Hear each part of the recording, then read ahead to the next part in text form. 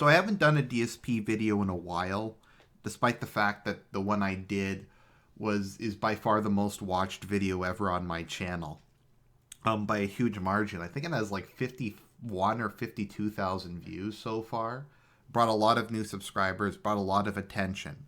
And I'll probably periodically do these. I just don't want to do them too often because I don't want to be known as a DSP detractor channel. Now, there's nothing wrong with that.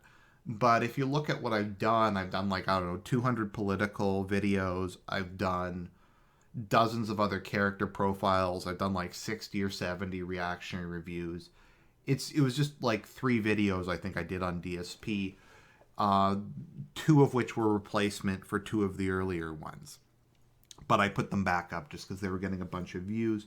So I just didn't want that to be the focus, to become a DSP detractor channel like Freya or Phil Snort Burnell or Darkside Francis or those guys. Not that there's anything wrong with them. I like their quality content, but all the same, that's just not really the focus. So I think just before we get into this, it's kind of funny with that video actually, because I was working late at work. Well, that was bad use of English. But yeah, it was. I was working late. Everyone else had gone home. There was a project I needed to finish up, and it was I think at 7 or 8 o'clock, and I just decided to take a break, and I recorded the tragedy of Darksydephil, why his rise and fall fascinates so many people. And it was just kind of a free-form thing that I kind of felt like doing at the time, and it wound up exploding in popularity. But I think part of the thing you have to understand with regards to my DSP video and my Christian video is there's kind of a deeper meaning to it. I mean, on one hand, you have the whole trying to explain something that's such an integral part of the internet. I mean, you see Christian references all over the place. There's DSP references all over the place. There's dozens, maybe like 100 channels just dedicated to posting DSP's continual antics. Christian has an entire wiki about him, a massive wiki with like 1,400 pages. And that's just how big of an internet phenomena he is.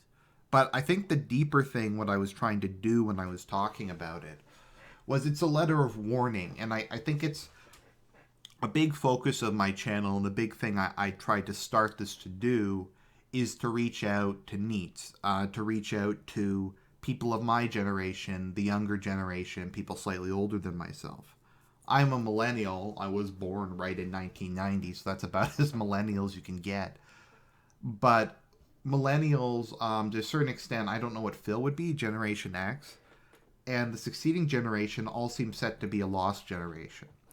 The lost generation was the people who came of age during and immediately after World War I, in the 1920s, etc. I think the term lost generation was coined by Hemingway, by Ernest Hemingway. And the idea was they had to make do and kind of grow up in a world that had lost confidence in itself. It had lost kind of belief in all of the things that had sustained it. Nationalism, at least for the moment, seemed discredited. A lot of people lost faith in their religion because of just how horrible World War I was. And people just weren't really sure how to go on. And that kind of led to the lost generation. And kind of one of the ways the lost generation reacted to that was the hedonism and just the roaring 20s. And you kind of had something similar. Once we were born, the Soviet Union was defeated. Fascism was defeated. There was no longer any real civilizational threat, at least at the time. People often kind of define themselves in terms of what they struggle against. In World War II, people define themselves in terms of being the force of freedom, struggling against fascism, or capitalism in the Cold War versus communism, and also to a certain extent religious belief versus atheism, depending on if we're talking about like John Paul II, for instance. So you have these kind of core struggles that give people meaning. And to a certain extent, we're kind of seeing this again with the rise of the SJWs and alt-right, you have a generation who's desperate to find some sort of meaning in life, to have a set of core ideals and to have a set of things that they struggle against. And in a lot of cases, it does give them meaning. It does make them stronger and better people. I know when I became religious, I became a much better person and a lot more functional in my life. And the people who haven't found that are just kind of drifting out in the wind. Particularly, that's kind of where NEETs come from.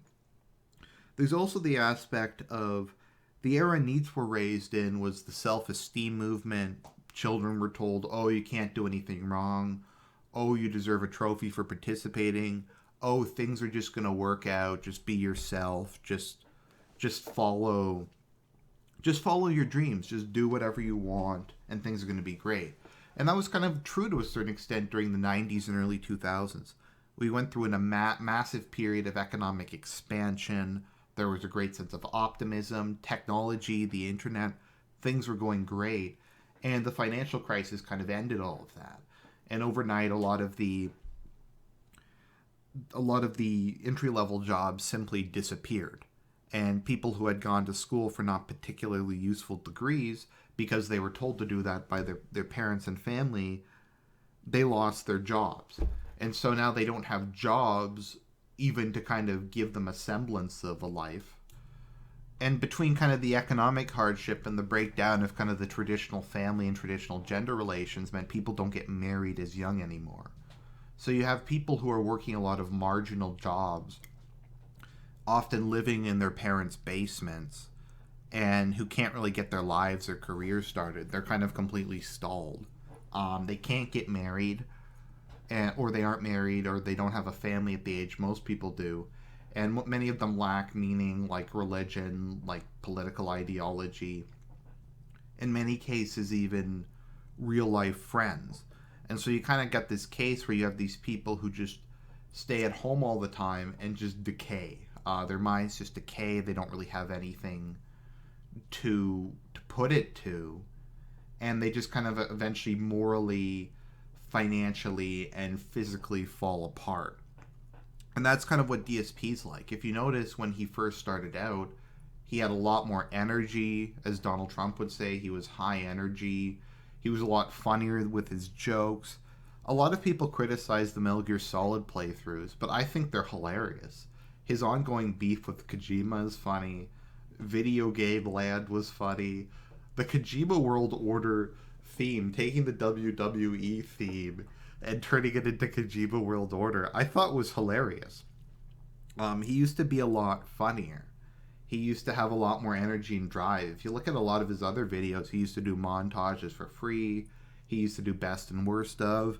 He used to do stuff like Project 7 even, which, I mean, it was kind of shitty, but at least he was like, had some drive. But now he just is just sitting at his house with his full-time girlfriend, his big empty house, and he has no one in his life. He just kind of sits there and waits for the end. He's 34 years old and he has nothing to look forward to. What does DSP have to look forward to in his life? I guess trying to have sex with his girlfriend. He's probably not going to marry her because common law, aka common degeneracy. He's not going to have children with her, so he doesn't really have that to give him meaning. I think he's left religion behind a long time ago, so he doesn't have any higher purpose or hope of eternal life to give him meaning. He doesn't have any political views that I can determine. And he just doesn't have anybody around him. He's alienated or driven away all the people who were his friends. He moved away and he left all the people he knew behind on the East Coast. And now he's completely alone except for his girlfriend, who seems very frigid and indifferent towards him. Even his fans who would be his friends, even the people who would spend time with him online at least. Just because you don't know people in real life, haven't met them in real life, doesn't mean you can't talk to them, doesn't mean you don't have an emotional connection with them, and doesn't mean they're not your friends, but he can't even do that. I remember when The Division came out, he said, I'm not going to play this game because I don't have any friends to play it with. And this is a guy who's made his personality his business for the last 8 years or so. And he can't even find a couple dozen, like a half dozen people to play an online game with him. When they talk about doing collabs, he's like, I don't know anybody. I can't do a collab with anybody. I've only been here 2 years and I have 2,200 subs at the moment. And there's lots of people I could call up and just say, hey, want to do a video together? Want to do a collab? But no, DSP doesn't have any of that. His life is completely empty in his big empty house.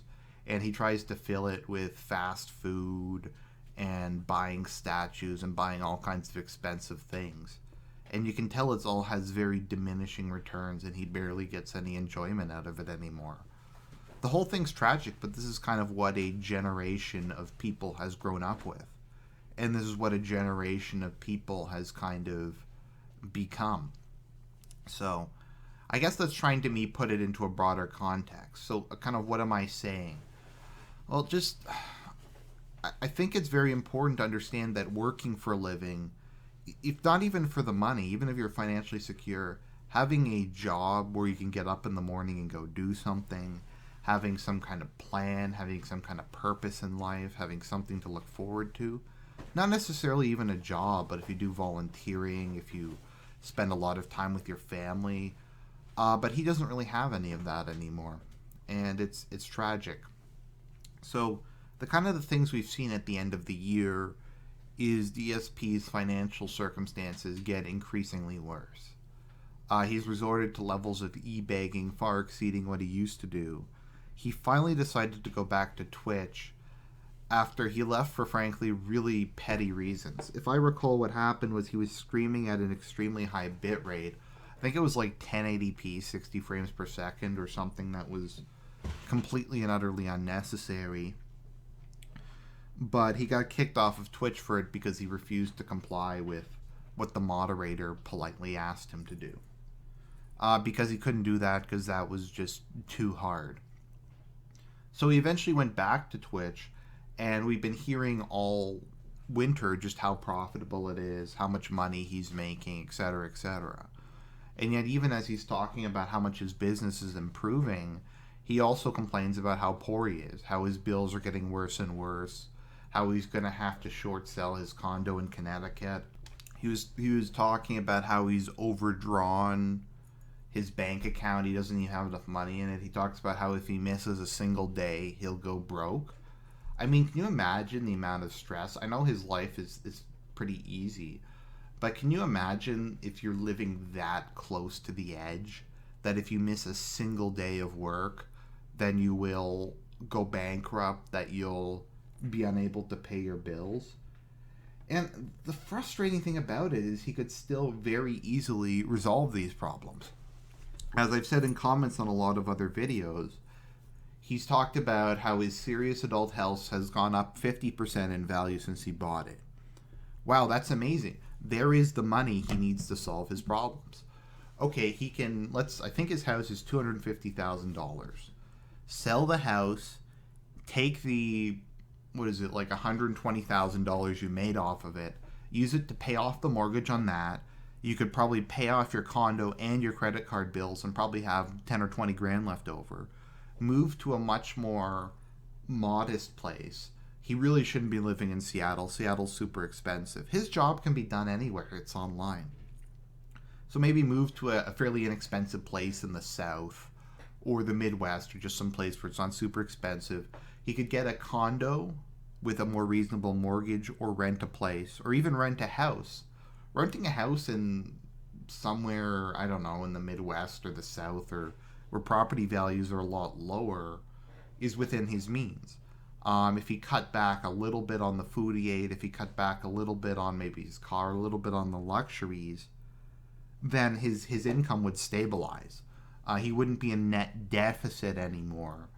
And he could take some time to maybe build up KO Gaming, maybe try doing some different stuff, but he won't do that. And I think that's what's so frustrating. There's a lot of people I know who would kill for a tenth of what he had. If people I know, if they got $1,300 a month American, they would be laughing. They'd be able to start their own business. They could buy all kinds of software, all kinds of hardware. They could be making bank just with a bit of seed money. And this guy can't.